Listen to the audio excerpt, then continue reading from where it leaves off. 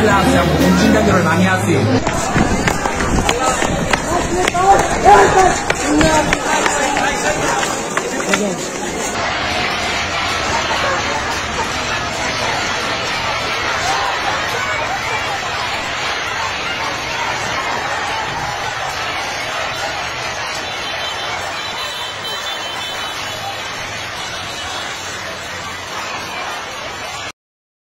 ছাত্র আন্দোলনে উত্তাল বাংলাদেশের ছবিগুলো শেষ ৫-৬ দিনে বারবার ফিরে ফিরে আসছে। বাংলাদেশ এখন কার্যত বাকি পৃথিবী থেকে বিচ্ছিন্ন। সে দেশে চলছে কারফিউ, ইন্টারনেট পরিষেবা বন্ধ, এমনকি ফোন পরিষেবাও কার্যত বন্ধ। শেখ হাসিনা সরকারের ব্যাপক দমনপীড়নে এখনও অবধি মৃত্যু হয়েছে প্রায় ২০০ ছাত্রছাত্রীর। সেই দেশ কার্যত শাটডাউন অবস্থায় রয়েছে। কিন্তু আন্দোলনের এই রূপ, আন্দোলনে ছাত্রদের এই ভূমিকা বাংলাদেশের ইতিহাসে কি নতুন? এপার বাংলা তথা ভারতবর্ষের সাথেও এই আন্দোলনের কি কোনো যোগসূত্র রয়েছে? বাংলাদেশ বা তৎকালীন পূর্ব পাকিস্তান ১৯৭১ সালে পাকিস্তানের মূল ভূখণ্ড থেকে আলাদা হয় মুক্তিযুদ্ধের মাধ্যমে। এই পাকিস্তান আবার ১৯৪৭ সালে ভারত থেকে আলাদা হয়েছিল। ১৯৪৭ সালের পূর্বে এই বাংলাদেশ বা পাকিস্তান ভারতবর্ষের মূল ভূখণ্ডের অভিন্ন অংশই শুধু ছিল না, তার সমাজ সংস্কৃতিও ভারতবর্ষের সমাজ সংস্কৃতির সাথে অভিন্ন ছিল শত শত বছর ধরে। ভারতবর্ষে ব্রিটিশ আগমনের পর যে নবজাগরণ বা রেনেসাঁ হয়েছিল তার পথিকৃৎ ছিল কিন্তু এই অবিভক্ত বাংলা। এই রেনেসাঁ বা নবজাগরণের মূল্যবোধ সমাজের খুব গভীর অবধি চাড়িয়ে না গেলেও এই নবজাগরণের পুরোধাদের অনেকেরই কিন্তু জন্মগ্রহণ এই বাংলাদেশ তথা পূর্ববঙ্গে।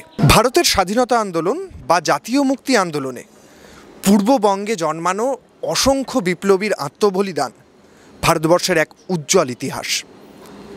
তাই রাষ্ট্রগতভাবে আলাদা হলেও সমাজ সংস্কৃতি পরম্পরার এক গভীর যোগাযোগ ভারত তথা বাংলার সাথে বাংলাদেশের বেশ জোরের সাথেই রয়েছে। বাংলাদেশের ইতিহাসের দিকে তাকালে আমরা দেখতে পাব সেই দেশের সমস্ত মোড় ঘোরানো রাজনৈতিক ঘটনার পিছনে রয়েছে মূলত ছাত্রছাত্রী আন্দোলন। ১৯৫২ সালের পাকিস্তানের উর্দু ভাষা চাপিয়ে দেওয়ার বিরুদ্ধে বাংলা ভাষার জন্য পৃথিবী বিখ্যাত ভাষা আন্দোলনই হোক বা তার কন্টিনিউয়েশনে ১৯৭১ সালের মুক্তিযুদ্ধ, ছাত্রছাত্রীরাই কিন্তু ছিলেন মূল ভূমিকায়। স্বাধীন বাংলাদেশে ১৯৮৭ সালে স্বৈরাচারী এরশাদের সরকারের বিরুদ্ধে যে বিশাল ছাত্রছাত্রী আন্দোলন হয়েছিল তার ফলস্বরূপ এরশাদের সরকারকে পদত্যাগ করতে হয়। পরবর্তী সময়ে ইসলামিক মৌলবাদ ও রাজাকার বিরোধী আন্দোলন যা চরম পরিণতি পেয়েছিল ২০১৩ সালে শাহবাগের মধ্যে দিয়ে, সেই আন্দোলনের পুরো ভাগে ছিল ছাত্রছাত্রীরা। বাংলাদেশের হেফাজতে ইসলাম এবং জামাতের দ্বারা যে সমস্ত ব্লগার এবং মুক্তমনারা খুন হয়েছেন তার বিরুদ্ধেও ছাত্রছাত্রীরা কিন্তু বারবার আওয়াজ তুলেছেন। সম্প্রতি আমরা দেখতে পাব নিরাপদ সড়ক চাই আন্দোলনে, যা বাংলাদেশে কিশোর বিদ্রোহ নামেও পরিচিত। সেই আন্দোলনের অংশগ্রহণকারীরা মূলত ছিলেন কিন্তু স্কুল কলেজের ছাত্রছাত্রীরাই। এই আন্দোলনগুলো বাংলাদেশের মৌলিক এবং গভীর সমস্যাগুলিকে পাকাপাকিভাবে সমাধান করতে না পারলেও অত্যাচার, বৈষম্য, বঞ্চনা, অগণতন্ত্র এই সবের বিরুদ্ধে ছাপ ফেলে গেছে, এইগুলিকে উৎখাত করার ডাক দিয়ে গেছে, তা কিন্তু মেনে নিতেই হয়। বাংলাদেশের বর্তমান আন্দোলনটিকে কেবলমাত্র কোটা বিরোধী বা সংরক্ষণ বিরোধী আন্দোলন হিসেবে আমরা চিনছি, বলা ভালো চেনানো হচ্ছে। কিন্তু কেবলমাত্র কিছু সংরক্ষণ সংস্কারের জন্য এত এত ছাত্রছাত্রী প্রাণ দিয়ে দিচ্ছেন, নাকি এই আন্দোলনের মর্মবস্তুতে রয়েছে আরও অন্য কিছু? আমরা যদি দেখি বিগত ১০ বছরে শেখ হাসিনার স্বৈরাচারী শাসন সে দেশের সমস্ত মানুষকে বিক্ষুব্ধ করে তুলেছে। শাসক দল আওয়ামী লীগের নেতামন্ত্রীদের লাগাম ছাড়া দুর্নীতি এবং অত্যাচারে অতিষ্ঠ সে দেশের সাধারণ মানুষ। শেখ হাসিনার সরকার সে দেশের গণতন্ত্র এবং ভোট ব্যবস্থাকে প্রহসনে পরিণত করেছে। লাগাম ছাড়া মূল্যবৃদ্ধি, বেকারত্ব বাংলাদেশের অবস্থা শোচনীয় করে তুলেছে। এছাড়াও মুক্তিযুদ্ধ কোটা, যা বাংলাদেশের মুক্তিযুদ্ধের জন্য আত্মবলিদান দেওয়া মানুষদের পরিবারের জন্য ধার্য ছিল, সেই কোটার অপব্যবহার করে চাকরি ক্ষেত্রকে দুর্নীতির পাহাড়ে পরিণত করেছে আওয়ামী লীগের নেতামন্ত্রীরা। এছাড়াও সে দেশের সরকারি শিক্ষা ব্যবস্থাকে প্রায় ধ্বংস করে ফেলা হয়েছে। বেসরকারি ইউনিভার্সিটির রমরমা গোটা বাংলাদেশ জুড়ে। এই সমস্তই বারুদের মতো জমেছিল ছাত্রছাত্রীদের মধ্যে, যা ফেটে বেরোলো এই আন্দোলনের মধ্যে দিয়ে। আগেই আমরা বলেছি দুই বাংলার ঐতিহাসিক সংযুক্তির কথা। ওপার বাংলার মতো এপার বাংলাও ছাত্র আন্দোলনের পীঠস্থান হিসেবে পরিচিত। আমরা দেখেছি স্বাধীনতা উত্তর সময় 60-এর দশক 70-এর দশক সারা বাংলা উত্তাল ছিল ছাত্রছাত্রী আন্দোলনে। পরবর্তী সময় সিঙ্গুর নন্দীগ্রাম বা হোক কলরব ভারতবর্ষের ছাত্র আন্দোলনে এক নতুন ভাষ্য তৈরি করেছিল। আর এই সমস্ত ছাত্রছাত্রী আন্দোলনের নেতৃত্বদায়ী ভূমিকায় বারবার অবতীর্ণ হয়েছে যাদবপুর প্রেসিডেন্সির মতো বিশ্ববিদ্যালয়গুলি। এবারও তার ব্যতিক্রম হলো না। বাংলাদেশের ছাত্র আন্দোলনের সাথে সম্পৃক্ত হতে এবং প্রায় একই রকম নানা মৌলিক সমস্যায় ডুবে থাকা বাংলা তথা ভারতবর্ষের ছাত্রছাত্রী সমাজ তথা নাগরিক সমাজকে সেই আন্দোলন থেকে শিক্ষা নেওয়ার ডাক দিয়ে পথে নামল যাদবপুর প্রেসিডেন্সি এবং আলিয়া বিশ্ববিদ্যালয়। সোমবার বিকেলে যাদবপুর বিশ্ববিদ্যালয় থেকে দুটি মিছিল সংগঠিত হয়। মিছিল বেরোয় প্রেসিডেন্সি এবং আলিয়া বিশ্ববিদ্যালয় থেকেও। তারা বাংলাদেশের চলমান ছাত্রছাত্রী আন্দোলনের উপর শেখ হাসিনা সরকারের যে নির্মম দমন নীতি, শুধুমাত্র তার বিরোধিতা করছেন তাই নয়, পাশাপাশি সম্প্রতি সুপ্রিম কোর্ট সে দেশের সংরক্ষণ নীতি পরিবর্তন নিয়ে যে রায় দিয়েছে তারও বিরোধিতা করছেন ছাত্রছাত্রীরা। তাদের মতে মুক্তিযোদ্ধা কোটা কমিয়ে 5% করে দেওয়া হলেও নারী কোটা তুলে দেওয়া, জনজাতি বিশেষভাবে সক্ষম মানুষদের এবং তৃতীয় লিঙ্গের জন্য বরাদ্দ যে ন্যায্য কোটা ছিল তাকে কমিয়ে 2% করে দেওয়া সমান প্রতিবাদযোগ্য। বাংলাদেশের ছাত্রছাত্রী আন্দোলন দক্ষিণ পূর্ব এশিয়ায় এক নতুন ভাষ্য জন্ম দিতে পারে, এক নতুন দিনের আভাস বয়ে আনতে পারে, এরকমই মনে করছেন এই ছাত্রছাত্রীরা। আমরা জনতা স্পিক্সের তরফ থেকে উপস্থিত হয়েছিলাম এই মিছিলগুলোতে তাদের সাথে কথা বলে নেওয়ার জন্য।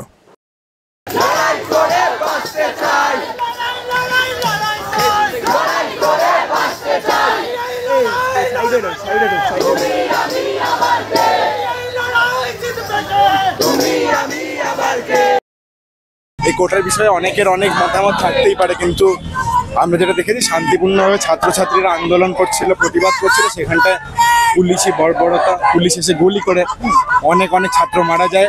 এটাও দেখা যাচ্ছে যে পুলিশের গাড়ি ছাত্রদের ওপর দিয়ে চলে যাচ্ছে। এবার এটা তো কোথাওই মেনে নেওয়া যায় না, যাদের কাছে না বন্দুক আছে, না লাঠি আছে, না কিছু আছে, খালি নিজের হকের জিনিসটা চাইছে, তাদের উপরে আপনি গুলি চালাচ্ছেন। এবার এখানটা দাঁড়িয়ে এটাই হওয়া উচিত, এই জন্যই প্রতিবাদ করা উচিত। যে কোনো জায়গায় কিছুদিন আগে আমেরিকাতেও দেখা গেছে প্যালেস্টাইনের জন্য প্রোটেস্ট করার জন্য কি অবস্থা করেছিল আমেরিকান শাসক। ভারতবর্ষে সিএ এর সময় দেখা গেছে জেএনইউতে আমাদের এখানকার রাষ্ট্র পুলিশ ঢুকে লাঠি মেরেছে। যাদবপুরে 2014 সালে যা হয়েছে সব শাসকের একই ক্যারেক্টারিস্টিক দেখা যায়। ওই জন্যই এই প্রতিবাদ। না, ওখানে তো যে কোটা বিরোধী আন্দোলন বলে যে আন্দোলনটা প্রচারিত হচ্ছে, এদেশেও তো কোটা সিস্টেম আছে। তা তোমরা কি মনে করছো যে ওই দাবি আর ভারতবর্ষে কোটা তুলে দেওয়ার দাবি, এই দুটো কি একই সমান?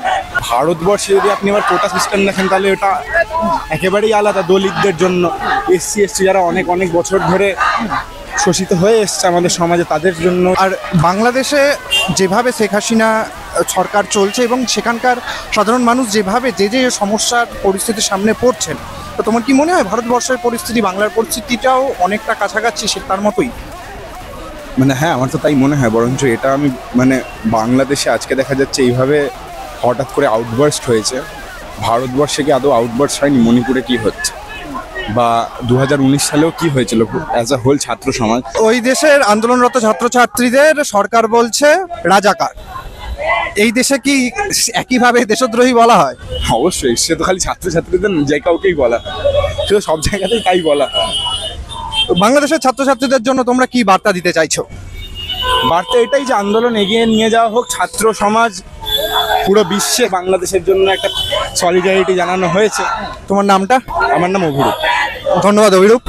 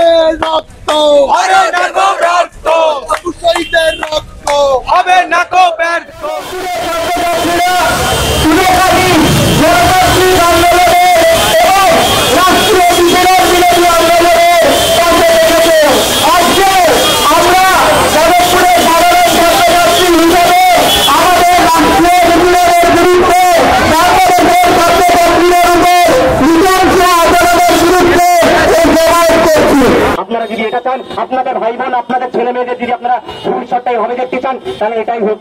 আমরা খুবই দুঃখিত যে এরকম একটি পরিস্থিতির দৌড়ায় আমরা দাঁড়িয়ে আছি এবং ভারতবর্ষ এই অবস্থা থেকে খুব একটা বেশি দূরে নেই।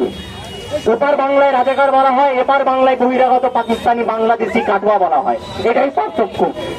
শাসকের রং হয়তো বদলেছে কিন্তু চরিত্রটা বদলে যায়নি।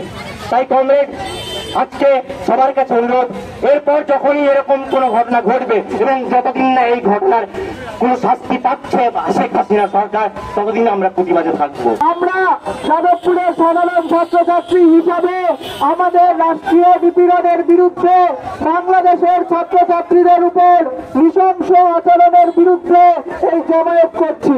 মহিলাদের সংরক্ষণ কমিয়ে দিয়েছে তারা।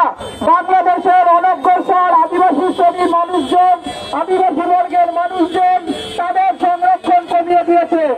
আমরা এই দেখেছি কলকাতার বুকে একাধিক রাজনৈতিক শক্তি তারা বাংলাদেশের চলমান গণ আন্দোলনকে সাম্প্রদায়িক আন্দোলন, জামাতি আন্দোলন, এছাড়াও বাংলাদেশের অন্যান্য বিরোধী দলগুলির আন্দোলন বলে চালানোর চেষ্টা করছে।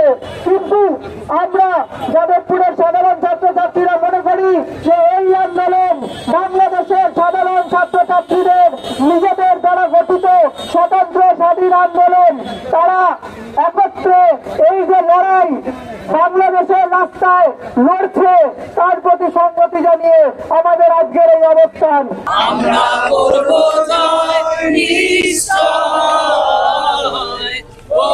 বুকের গভীরে আছে প্রত্যয়, আমরা করব জয় নিশ্চয়।